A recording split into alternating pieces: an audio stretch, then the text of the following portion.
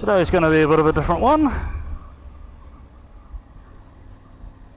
So I did a little bit of beach riding when I did my gravel course earlier on in the year.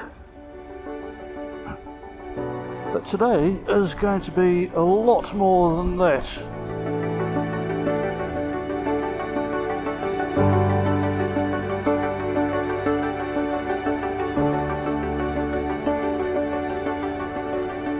Hang on. The ride didn't just start at 90 Mile Beach. A few things had to happen first. I had to take a day off work to take the Tiger for its first service. It was torrential rain on the way to Tauranga, and I quickly found out that none of my gear was waterproof. Then after getting a service, I decided to keep heading north, in the rain, and through the Auckland traffic. And I eventually made it to Leigh. Unfortunately, on the way, my phone fell out of my pocket and it got run over by about 3 cars and stopped working. So I had to abandon my plans and head to Whangarei to get a new phone.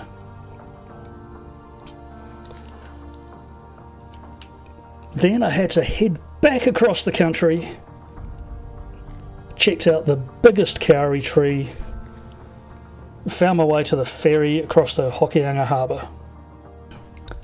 After exploring a few gravel roads, I made it to the Ahipara Holiday Park at the bottom of 90 Mile Beach. And that brings us back to where we were, riding on 90 Mile Beach.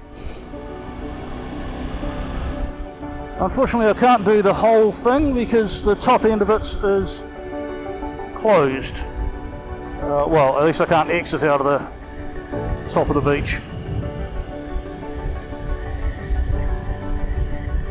Which is rather frustrating.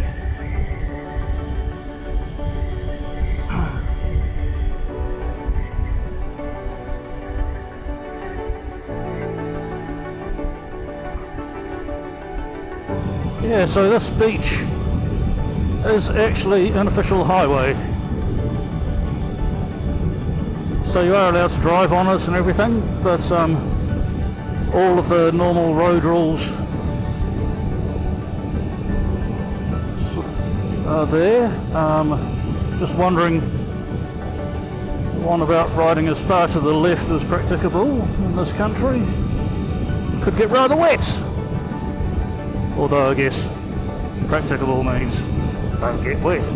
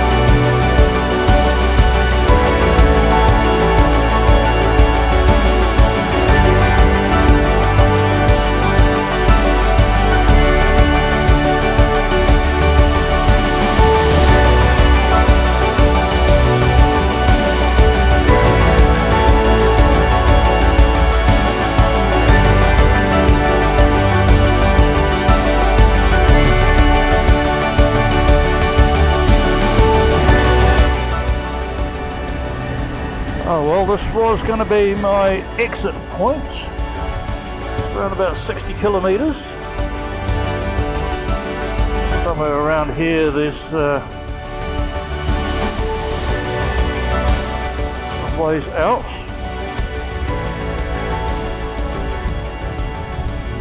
People walking up there, looks like a little bit of a track was up there.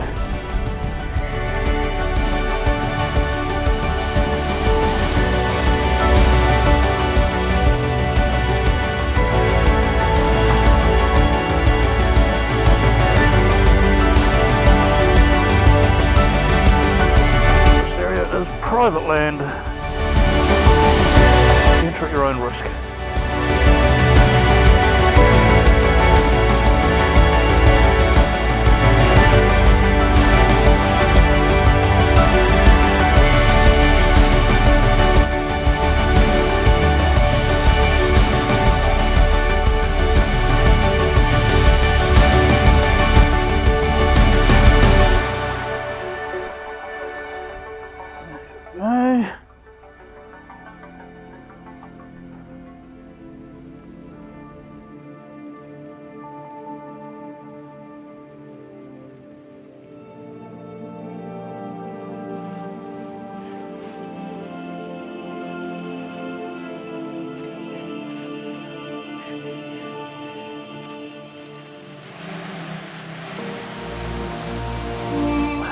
Alright, well, it's only 9:45 in the morning, so might as well do the length of 90 Mile Beach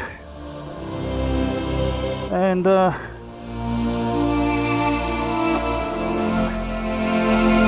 head inland and get something for breakfast.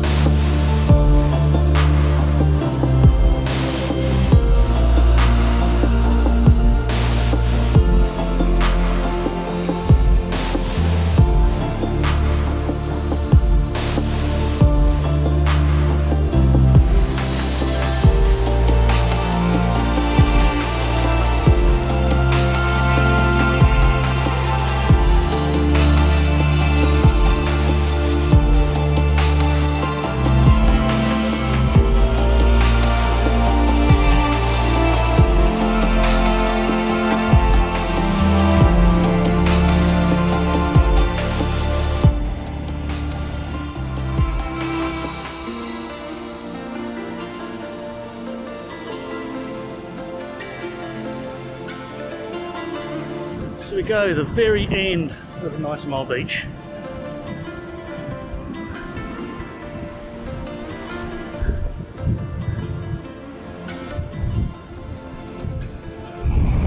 Well, just had a chat to a guy on a four-wheel drive, and okay, he didn't actually come out of Paki stream today,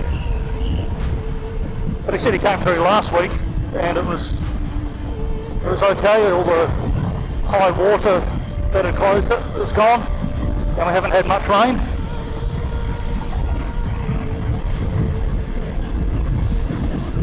So I'll give it a go.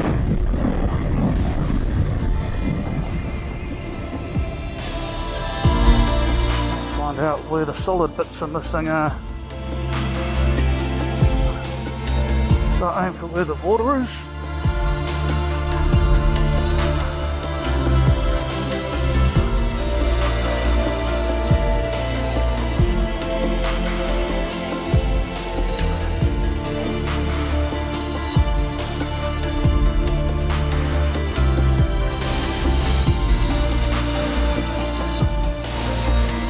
Goodness, that's mud, that's not sand.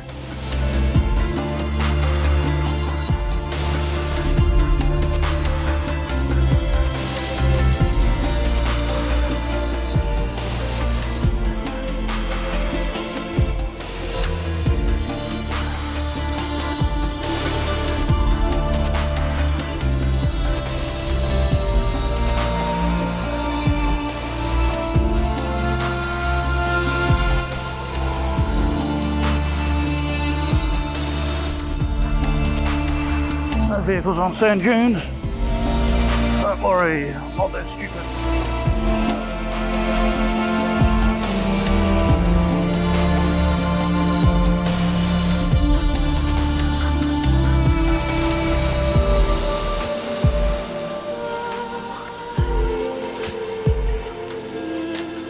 This is where it gets deep.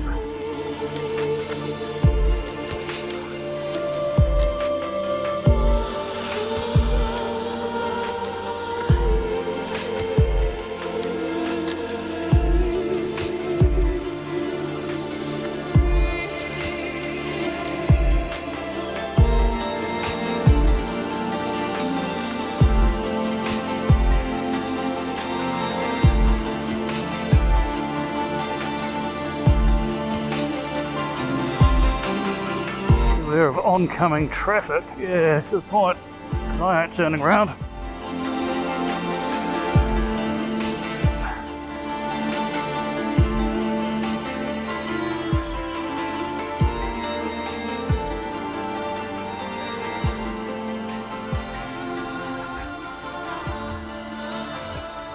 Of course, when I'm in view of people, I miss a gear. There we go.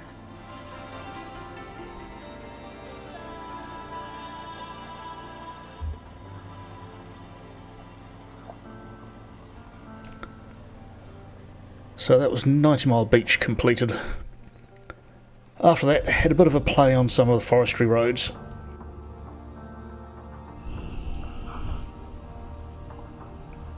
Managed to find a couple of interesting places on the roads, but they were pretty busy at the time. So I headed up to Cape Reinga, right at the top of the country.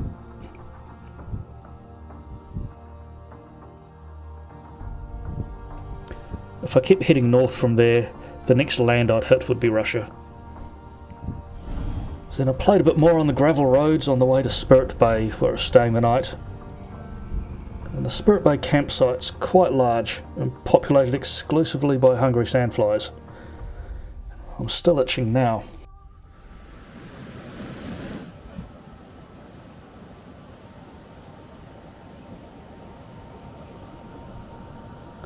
The next day was a short ride down to the Bay of Islands.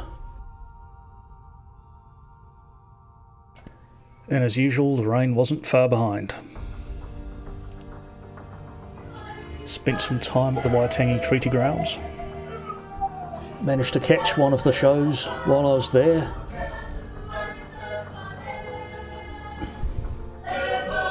But the rain still caught up with me. Nowhere was safe. At least I had a hotel room that night that I could dry my clothes in. And then the last day was a long ride home. Back through Auckland, through the traffic, and playing cat and mouse with some very nice cars.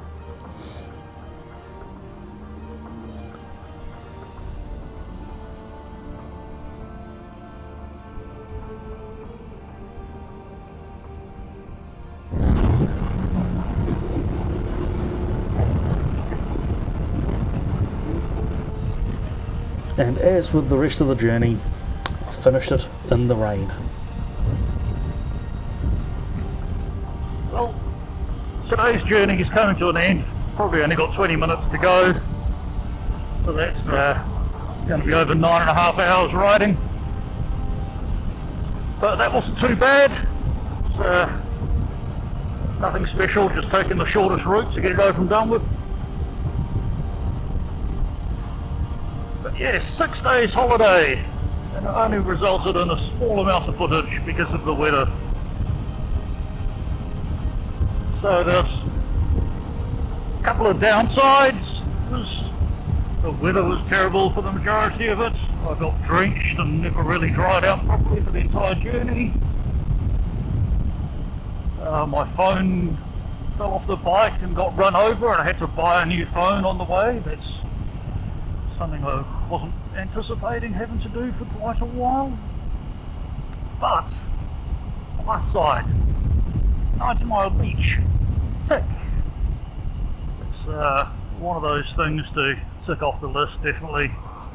And being able to do the whole length of it and exit out to the Paki stream which I thought was supposed to be closed, but apparently had just opened to four-wheel drives only.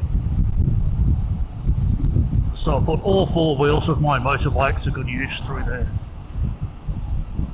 And camping at the most northerly campsite, I guess that's something to tick off the list.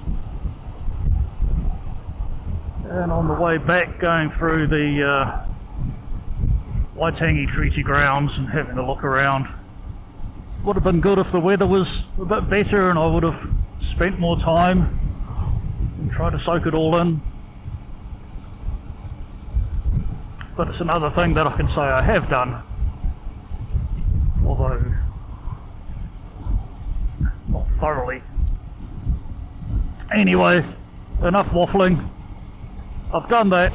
I don't want to go up near Auckland for quite a while again, so next trips will be heading south, I think, so I'll have to start saving for them. Okay, end of the ramble, end of the video.